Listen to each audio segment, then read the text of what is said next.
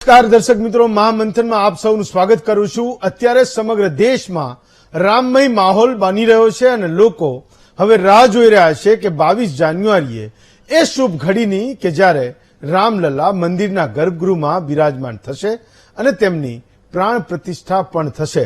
રામ મંદિર નિર્માણના અનેક પાસા એવા છે કે જેમાં ગુજરાત અને ગુજરાતીઓનો ઘણો ફાળો છે। રામ મંદિરના એવા જ એક મહત્વના અંગની વાત કરવાની છે, જે મહત્વનું અંગ એટલે મંદિરનો ધ્વજદંડ। મંદિરનો ધ્વજદંડ મંદિરના શિખર ઉપર બિરાજશે। આ ધ્વજદંડ અમદાવાદમાં તૈયાર થયો છે। 44 ફૂટ લંબાઈનો આ ધ્વજદંડ અયોધ્યા પહોંચી પણ ગયો છે। રામ મંદિર માટે તૈયાર થયેલો ધ્વજદંડ શાસ્ત્રીય દ્રષ્ટિએ કેટલું મહત્વ ધરાવે છે, શિલ્પશાસ્ત્રની દ્રષ્ટિએ તૈયાર થયેલા ધ્વજદંડમાં શું છે ખાસ, અને મંદિરના ધ્વજદંડ અને વિજ્ઞાનને શું સંબંધ છે તે મુદ્દા આજે મહામંથનમાં સમજીશું।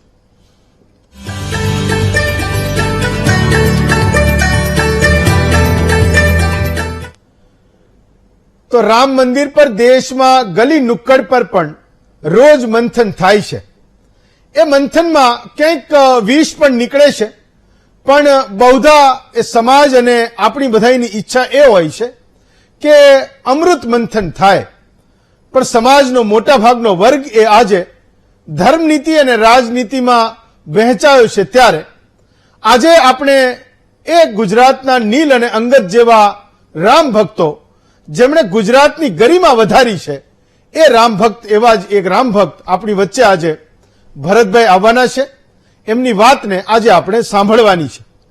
મંદિરોનું શાસ્ત્ર નિર્માણનું જે કાર્ય છે એ એવું કહે છે કે આપણા હિન્દુ ધર્મમાં એ મંદિર એ દેવના શરીર સ્વરૂપ હોય છે। મંદિરના પાયા એ ભગવાનના પગ છે, મંદિરના સ્તંભ એ ભગવાનના ઘૂંટણ છે, મંદિરનું ગર્ભગૃહ એ ભગવાનનું હૃદય છે, અને મંદિરનો જે દીવો પ્રગટે છે, ગર્ભગૃહમાં જે દીવો પ્રગટે છે, એ આત્માનું સ્વરૂપ હોય છે। શિખરને આપણે મસ્તિષ્ક તરીકે ઓળખીએ છીએ, અને એ ભગવાનના મસ્તિષ્ક ઉપર વાળ સ્વરૂપે એક ધજા ફરકે છે। દ્વારકા અને ડાકોર અને અંબાજી જેવા મંદિરોમાં જ્યારે આપણે દર્શન માટે જઈએ છીએ, તો જેટલા ભક્તો એ ગર્ભગૃહની અંદર હોય, એટલા જ ભક્તો એ બહાર ઉભા ઉભા એ નેજાના દર્શન કરે છે, ધજાના દર્શન કરે છે। ક્યારેક એવું થાય કે કોઈ વ્યક્તિ, કોઈ ભક્ત, કોઈક હિન્દુ જેની ધર્મમાં આસ્થા છે, એ કોઈ પણ દેવી દેવતામાં માને છે, એવું કહે કે આજે ડાકોર ગયા હતા, તો સામેનો વ્યક્તિ તરત એવું પૂછે કે ભગવાન રણછોડરાયના દર્શન કર્યા કે નહીં? તો સામેની વ્યક્તિને સમય નથી, ક્યાંક એવા કોઈ કામે ગયા છે કે એને મંદિર નથી જવાનું થયું, તો એવું કહે છે કે ના ના, આજે તો નેજાના દર્શન કર્યા। અને જ્યારે નેજાના દર્શન કર્યા એવું કહે, તો એ ભાવને આપણે પણ સમજીએ છીએ કે ધજાના દર્શન કર્યા, એ બહારથી ધજાને એ મસ્તક નમાયું, અને આપણે માની લઈએ કે એણે એ ભગવાનના દર્શન કરી લીધા, ગર્ભગૃહમાં જઈ આવ્યા, એટલો આનંદ એ આપણને થાય છે। અને એ આપણી આસ્થા છે, જેને આપણે સમજીએ છીએ કે માત્ર મંદિરમાં જવું ને ભગવાનની મૂર્તિના દર્શન કરવા એ નહીં, પણ માત્ર ધજાના દર્શન કર્યા, એ આકાશમાં ફરકતી ધજાના દર્શન કર્યા, તો પણ એ દેવના દર્શન કર્યા, એને આપણે એ સમજીએ છીએ અને માનીએ પણ છીએ। એવું કહે છે કે નેજાના સમ ખવડાવવા એ મોટા ભાગના લોકો ખાય નહીં। જે સામેનો માણસ જ્યારે જૂઠો છે, એને કંઈ ખોટું કર્યું છે, અને એને કોઈ એવું કહે કે ખાઈ લે આ નેજાના સમ, તો મોટે ભાગે એ ખોટું કરનારો વ્યક્તિ 2 ડગલા પાછળ હટી જશે। જો એની 7 પેઢીમાં પણ ધર્મ ક્યાંક ઉતરો હશે, એ માણસ પોતે ભલે ગમે એટલું નાસ્તિક હશે, પણ દેવના નેજાના, દેવની ધજાના સમ એ આપણે ત્યાં ખવાતા નથી। એ સાચો માણસ ખાઈ લેશે, પણ જે ખોટો છે એ ક્યારેય એ ધજાના સમ નહીં ખાય। તો એ ધજાનું શું મહત્વ છે એ આજે આપણે એ સમજવાનું છે। એવું કહીએ છે કે ધજા એ વિજયનું પ્રતીક છે, અને ભગવાન શ્રી રામના મંદિરમાં જે ધજા લાગવાની છે, એ ધ્વજદંડ એ આપણા ગુજરાતમાં બન્યો છે, આપણા ગુજરાતમાં બન્યો છે, આપણા અમદાવાદમાં બન્યો છે। એની પાછળની વાત એ આજે આપણે એ ધ્વજદંડ બનાવનારા ભરતભાઈ મેવાડા પાસેથી સમજવાની છે કે આખરે એ જર્ની શું રહી, એ પ્રોસેસ શું હતી, અને એ ધ્વજદંડ જ્યારે એમણે પોતે બનાવ્યો છે અને અમદાવાદમાં બન્યો છે, તો એમણે એ શું અનુભવ્યું જ્યારે એ બનાવતા હતા. ભરતભાઈ, હું મહામંથનમાં આપનું સ્વાગત કરું છું. મારો સૌથી પહેલો સવાલ એ છે કે સામાન્ય ધ્વજદંડ અને તમે જે ધ્વજદંડ બનાવ્યો છે પ્રભુ શ્રી રામના મંદિર માટે, એ બંને વચ્ચે ફરક શું છે? એ ફરક અમારા દર્શકોને પણ સમજાવો, એમને પણ એ સવાલ થાય છે.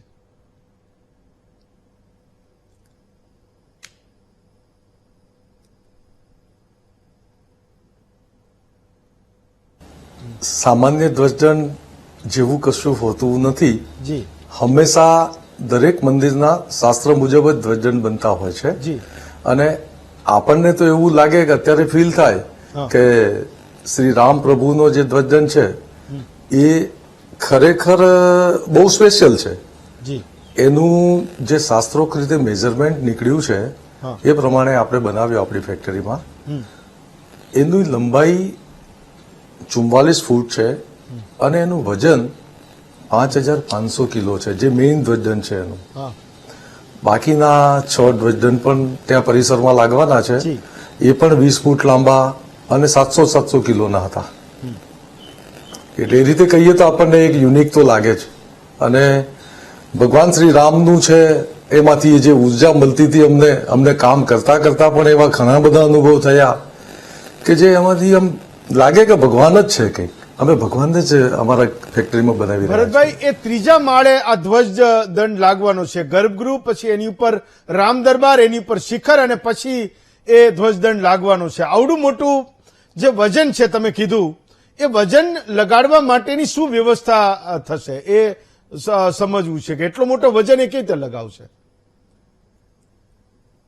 પથ્થરનું જે કામ છે એના બધા આર્કિટેક્ટ સાહેબ અને એના એન્જિનિયર્સ ને બધું એ લોકોએ ડિઝાઇન કરી છે અને એ પ્રમાણે લાગી જશે. ધ્વજદંડ એ હંમેશા બહાર હોય છે અને આપણે જોયું છે કે કાયમ ચળકતા હોય છે. પ્રભુ શ્રી રામના મંદિરે જે ધ્વજદંડ લાગવાનો છે એને હવામાનની અસર થશે કે નહીં થાય? હવામાનની કોઈ અસર નહીં થાય.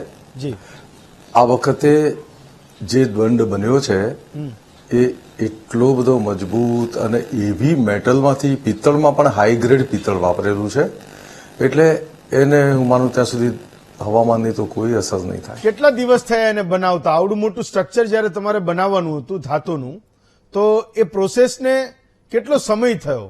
કારણ કે લોકોને તો હમણાં ખબર પડી, મને હમણાં ખબર પડી કે તમે આ દંડ બનાવી રહ્યા છો અથવા તમે બનાવ્યો છે એને. કેટલા દિવસ થયા?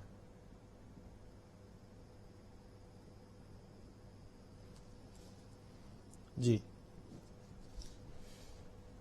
ધ્વજદંડનો ઘેરાવો વાત કરીએ, ડાયામીટરની વાત કરીએ તો 9.5 ઇંચનો જે મેઇન ધ્વજદંડ છે 9.5 ઇંચનો ડાયામીટરનો છે અને એની વોલ થિકનેસ છે એ 1 ઇંચની છે. એટલે ઇન્ટરનલ ડાયામીટર 7.5 ઇંચ અને આઉટર ડાયામીટર 9.5 ઇંચનો છે. એ રીતે 1 ઇંચની વોલ થિકનેસ છે એની પિત્તળની. ભરતભાઈ, જ્યારે આ ધ્વજદંડ બનાવવા માટે ભગવાન રામે તમને નિમિત્ત બનાવ્યા હશે, જ્યારે તમને ખબર પડી કે આ ધ્વજદંડ તમારે બનાવવાનો છે, તો એ વખતની લાગણી શું હતી એ સમજવા માંગુ છું. રાધર, એ દર્શકોને પણ જાણવામાં રસ હશે કે તમે એ વખતે શું અનુભવ્યું. સાહેબ, અમારું જ્યારે સિલેક્શન થયું ત્યારે એની ખુશી તો વર્ણવી શકાય એવું જ નથી. આમ પણ છેલ્લા 81 વર્ષથી અમદાવાદમાં ગોતામાં મારી ફેક્ટરી શ્રી અંબિકા એન્જિનિયરિંગ વર્ક્સના નામે અમે ચલાવીએ છીએ. એમાં આજ સુધીમાં ઘણા બધા ધજાડંડ બનાવ્યા અમે, ઘણા જૈન દેરાસરના, આપણા મંદિરોના, દેશ વિદેશના, નાના મોટા ઘણા બધા બનાવ્યા છે. પણ આ બનાવવાનો અમને જે અવસર મળ્યો ભગવાન શ્રી રામનો ધજાડંડ બનાવવાનો, એના માટેના જે ખુશીની વાત કહેવાય ને, એના માટેનો કોઈ શબ્દો નથી મારી પાસે. હું પોતે આ વ્યવસાય સાથે અમે લોકો છેલ્લા 81 વર્ષથી અમારા ફાધર વખતથી સંકળાયેલા છીએ અને દરેક મંદિરના શાસ્ત્રોક્ત રીતેના ધજાડંડ અમે બનાવીએ છીએ.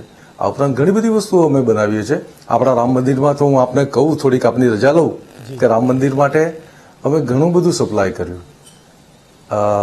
એમાં જે આપણા જે દરવાજા છે જી એના ટોટલ બ્રાસના હાર્ડવેર, પછી ઘંટ લટકાવવાના જે કડા હોય, પછી હમણાં રિસન્ટલી દાનપાત્ર ભંડાર પેટી જે એટલી બધી સુંદર હતી એ પણ અમે બનાવીને મોકલી આપ્યા. દર્શનની લાઈન માટેની રેલિંગ છે એનું પણ એક સેમ્પલ મોકલાવ્યું છે. અને હમણાં જ કદાચ આપને હમણાં જો મળે તો હું ફેક્ટરીમાં બતાવું છું કે રામાયણની ચોપાઈઓનું આખું કવરેજ એક કોતરણી મારી ફેક્ટરીમાં બની રહી છે જે રામ મંદિરમાં લાગશે. ભરતભાઈ, એક તમે એ ધ્વજ દંડ વિશે વાત કરી, 44 ફૂટનો એ ધ્વજ દંડ છે. આપણે ત્યાં ધજા વિશે વધારે વાત થાય છે, અથવા આપણી આસ્થા એ ધજા સાથે છે, નેજા સાથે છે. આપણે એવું કહીએ છીએ કે 52 ગજની ધજા એ આપણે ત્યાં ચડાવી અથવા તો દર્શન કર્યા. તો એ ધજા કેટલા ફૂટ લાંબી હશે એ તમે કહી શકો? જ્યારે એ ધ્વજ દંડ આટલો ખાસ છે તો એ નેજો કેટલો લાંબો હશે? કેટલી બોલ્યા? અને એનો જે નેજો છે જી. એ 11.5 ફૂટ રહેશે. તમે એવું કીધું કે આટલું વજન હશે, ધજા આટલા ફૂટની લાંબી હશે, તો એ ધ્વજ દંડ પર ચડવાની શું વ્યવસ્થા હશે? કેવી રીતે ધજા ચડાવવા જવાશે? એનું મિકેનિઝમ શું હશે? આપણે સીડીઓથી ચડતા લોકોને જોઈએ છે શિખર પર. જી જી. હા. આમાં એક એવી સિસ્ટમ આપેલી છે, ગરગડીની સિસ્ટમ છે કે જે નીચેના લેવલથી જ્યાં ધજા ચડાવનાર વ્યક્તિ જ્યાંથી ચડાવવા માંગે ત્યાંથી એ ઉપર સુધી જઈ શકશે. એવી એક સિસ્ટમ પિત્તળની કરેલી જ છે. ભરતભાઈ, એક વાત મેં એવી સાંભળી હતી કે આ મંદિર જે બની રહ્યું છે ને, બનાવનારી જે કંપની છે એણે દરેક વ્યક્તિને એવી રીતે શોધ્યા છે કે જે દેશમાં ઉત્તમમાં ઉત્તમ કામ કરતા હોય એવા લોકોને એણે શોધ્યા છે. હું એ સમજવા માંગુ છું કે આ કંપનીએ તમને કેવી રીતે શોધ્યા કે ભાઈ ગોતામાં કોઈક એક સારો ધ્વજદંડ બનાવનાર વ્યક્તિ છે? અત્યાર સુધીમાં અમે લગભગ 9-10 હજારથી વધારે બનાવ્યા હશે, કારણ કે 81 વર્ષ થયા અમારી પેઢીને. જી. અને વર્ષમાં ગણીએ કે ભાઈ 2-3 હજાર બનાવતા હોઈએ જી તો આપ કલ્પી શકો કે કેટલા ધજાડન અમે બનાવ્યા છે. પરંતુ આ બધું, અને ખાસ તો સાહેબ હું એક વાત કરું કે ભગવાન શ્રી રામની કૃપા હતી, એમની ઈચ્છા હતી તો જ L&T કંપની થ્રુ ભગવાન મારી ફેક્ટરીમાં પધાર્યા અને મારે ત્યાં બનવાનો અવસર મળ્યો. એ તો એના માટે તો કંઈ ખબર નથી પડતી કે ભગવાન કેવી રીતે આવી ગયા મારા ત્યાં, એ ખબર નહીં પડી મને. પણ બહુ જ એ લોકોએ ખૂબ જ સાહેબ સર્વે કર્યો હશે, અને એ તો બહુ એમના નોર્મ્સ હોય છે, એમના નોર્મ્સમાંથી પાસ થવું એ ભગવાનની કોઈ કૃપા હોય તો જ થઈ શકીએ.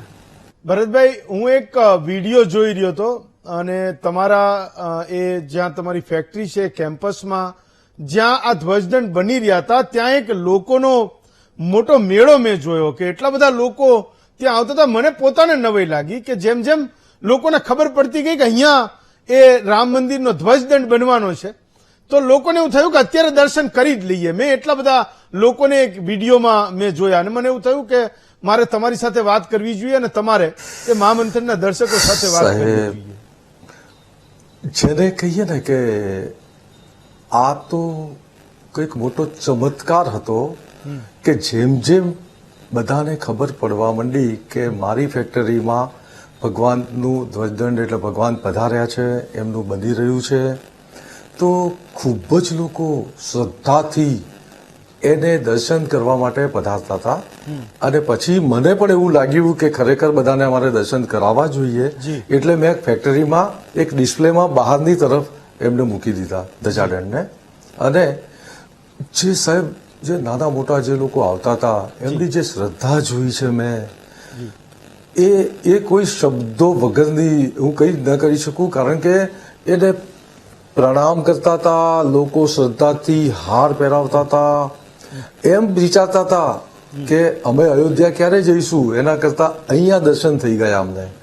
અને અયોધ્યા જઈને પણ આ ધજાદંડના દર્શન તો છેક ઉપર હોય, ધજાદંડ તો શિખર ઉપર લાગે, હા. એટલે એના દર્શન થવાના નહોતા. સાહેબ ઘણા ઘણા ઘરડા બા બાપુજી આવતા હતા, એમણે મને એટલા બધા આશીર્વાદ આપ્યા છે, એટલા બધા આશીર્વાદ કે મને મારી જિંદગીમાં આવા આશીર્વાદ મને ક્યારેય મેં જોયા નથી. એવા આશીર્વાદ મને આપીને ગયા છે એ લોકો. સંતો પણ એટલા બધા સંતો આવ્યા હતા, સંતોને ખૂબ જ આશીર્વાદ મળ્યા.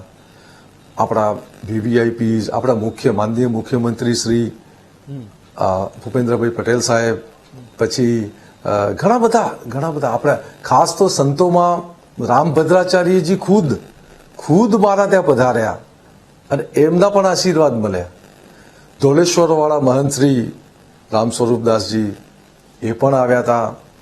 એટલા બધા સંતો સાહેબ આવ્યા હતા, એમણે એટલા બધા આશીર્વાદ આપ્યા છે મને, એટલા બધા કે હું હજી ફરીથી કહું કે આજ સુધીમાં કોઈ આશીર્વાદ નહીં લીધા હોય, કારણ કે ભગવાન શ્રી રામ અહીંયા એમને દર્શન કરવા મળી ગયા. અને મને પોતાને પણ એક અનુભવ થયેલો, એવા અનુભવ, અને જોકે દરરોજ થતા હતા.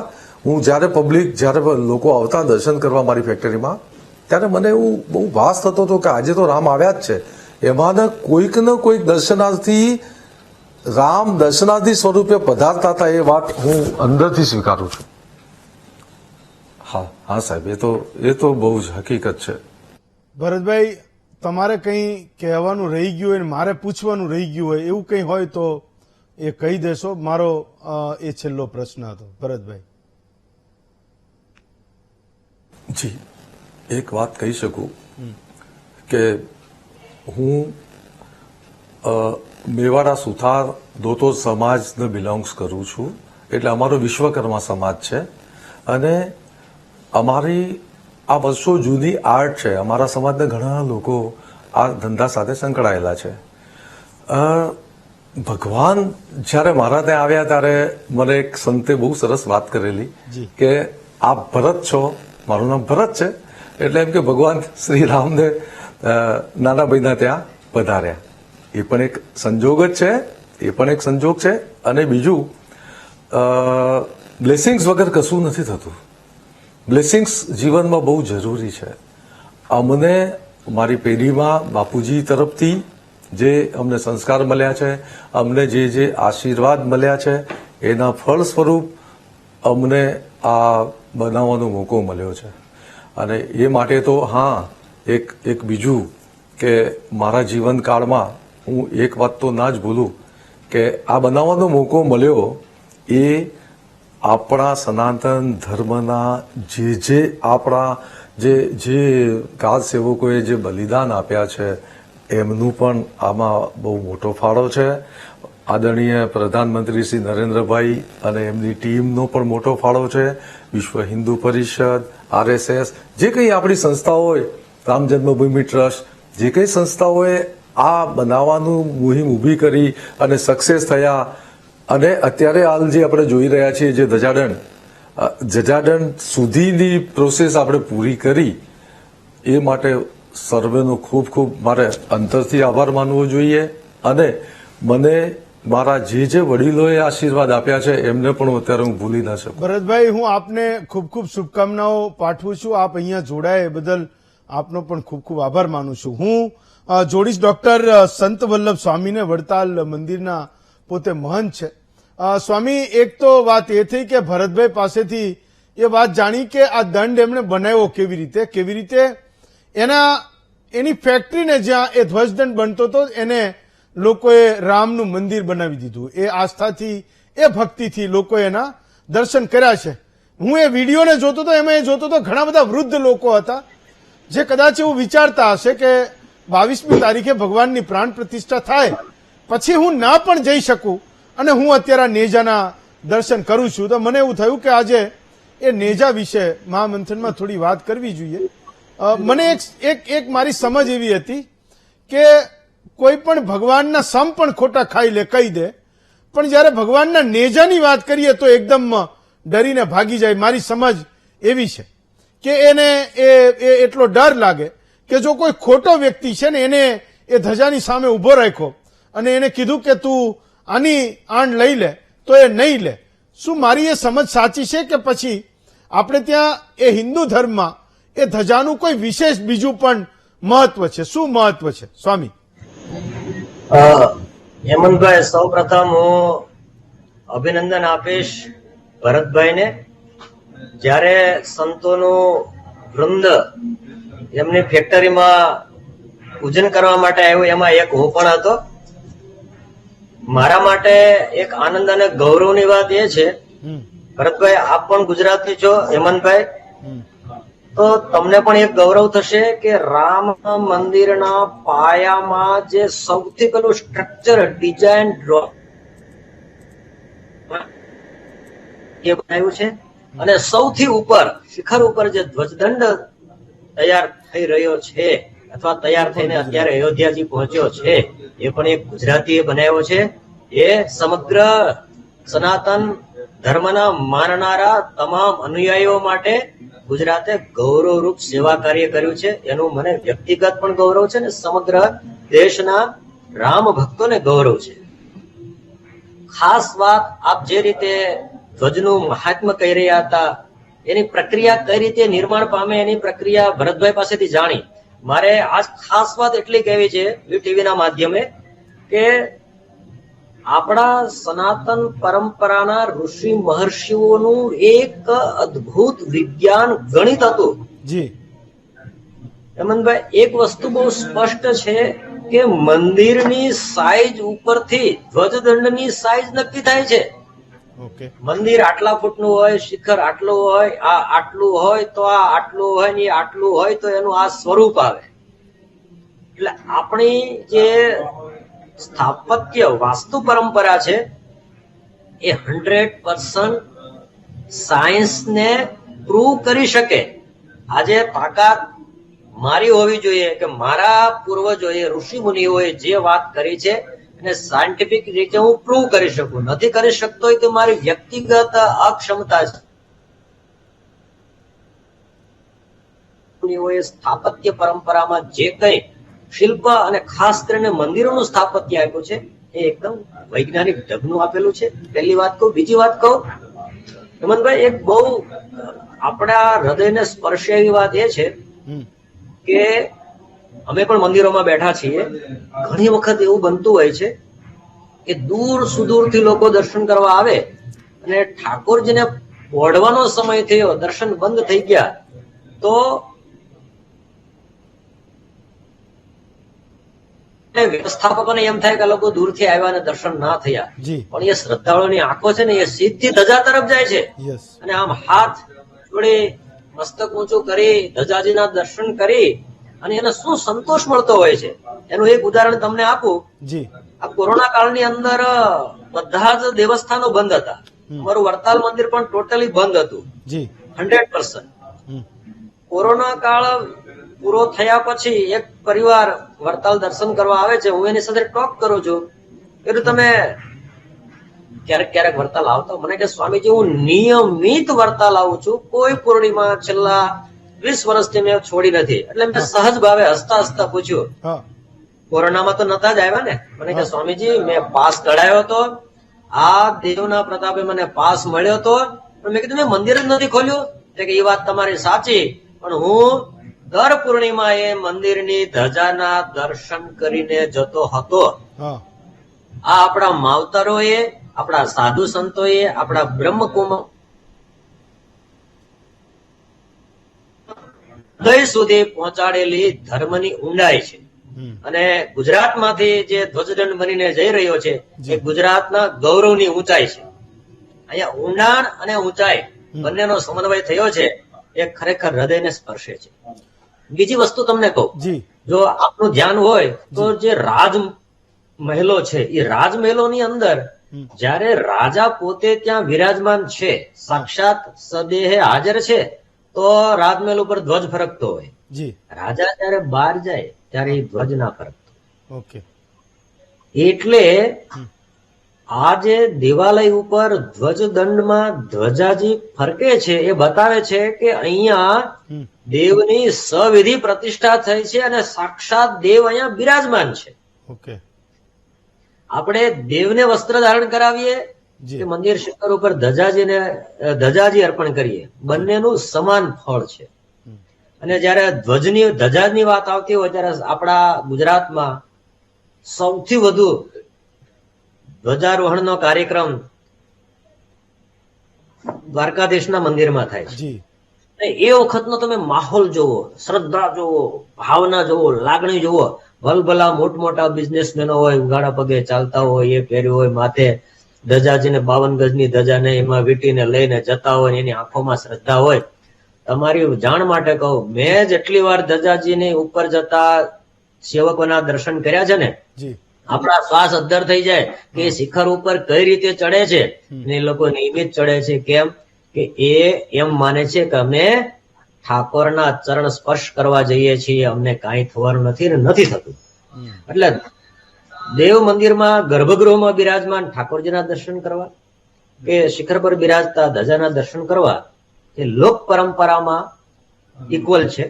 અને સ્થાપત્ય પરંપરામાં પણ ભગવાનનો પ્રાણ પ્રતિષ્ઠા વિધિ સંપન્ન થયો છે. તો જીવંત પ્રતીક એ ધજા છે. ધજા છે તો અંદર ઠાકોરજી બિરાજમાન છે. ધજાજી નથી તો અંદર ઠાકોરજીની પ્રતિષ્ઠા વિધિ બાકી છે. મંદિર તૈયાર થયું પણ ધ્વજદંડ ત્યારે જ ચડે જયારે પ્રતિષ્ઠા વિધિ થાય ત્યારે. ચાલો, ખૂબ ધજા અને ઠાકોરજી જી આસ્થાની દ્રષ્ટિએ બંને એક છે. યસ, મેં કીધું કે મંદિર એ દેવના શરીર સ્વરૂપ છે એવું કહે છે મંદિરોનું નિર્માણ શાસ્ત્ર. અને ધજાને આપણે હંમેશા એ ફરકતી જોઈએ છે ને એવું કહીએ છીએ કે એની ધજા એ હંમેશા ફરકતી રહે. તો એ ફરકતી રહે એને આપણે વિજયના પ્રતીક તરીકે પણ જોઈએ છે, સમાજની ખુશાલીના સ્વરૂપે પણ જોઈએ છે. તમે જે વાતને સમજાવી આપનો ખૂબ ખૂબ આભાર માનું છું સંત વલ્લભ સ્વામી. આપ અમારી સાથે જોડાયા, આપનો ખૂબ ખૂબ આભાર. મહામંથન